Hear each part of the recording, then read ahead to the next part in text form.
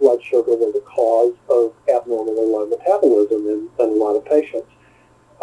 What I found after several years of having patients do this glucose tolerance test at home, the majority of them have glucose intolerance or a high glucose curve. And of course, that can happen from downregulation of insulin receptors due either to hypothyroidism or thyroid hormone resistance, or high cortisol can downregulate receptors. But in either case,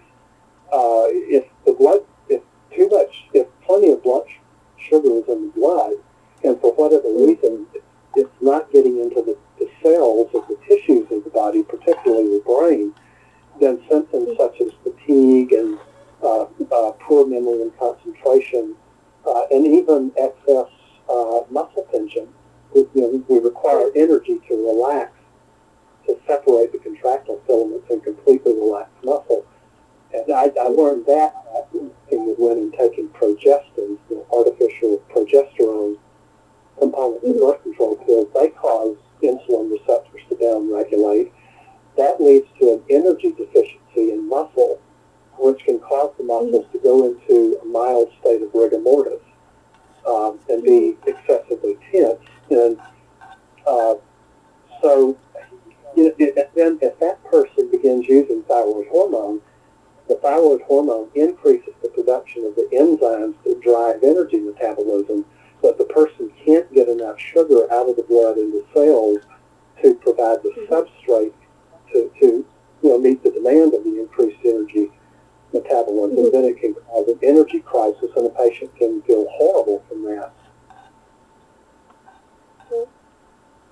So I look at factors like that. I always consider the possibility of not enough cortisol, and we find that that's a very common cause of severe fatigue in patients.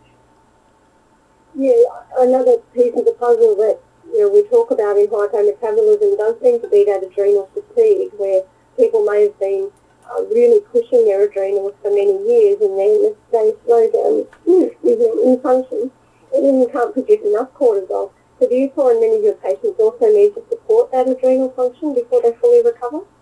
A very high percentage, more than I ever would have imagined going back 10 years ago. Yeah, I would imagine it's... I'm sorry? Do you think that's because of the lifestyle we're living today? Does that play a factor?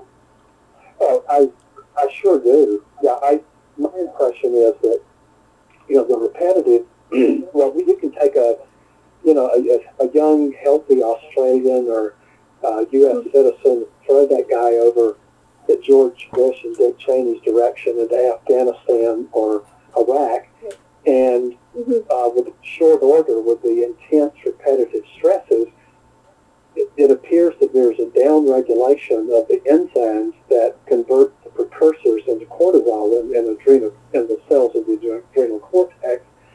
And when those enzymes are downregulated from, the gene transcription for them decreases just because the system is overworked, then the person will end up with too low cortisol and begin to develop cortisol deficiency symptoms, like, for example, an exaggerated stress startle reaction, being bothered by lights and noises that may be diagnosed as a psychiatric disorder, fear of the battlefield, when in fact it's just an expected result of a low cortisol level from what's colloquially called adrenal fatigue.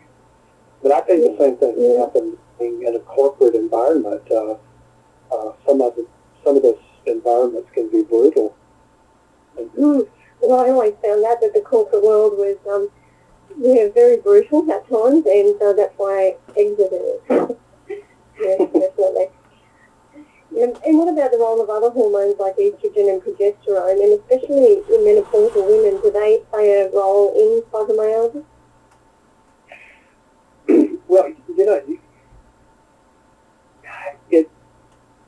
there haven't been that many studies of women with gynecological status, sex hormone status in fibromyalgia, but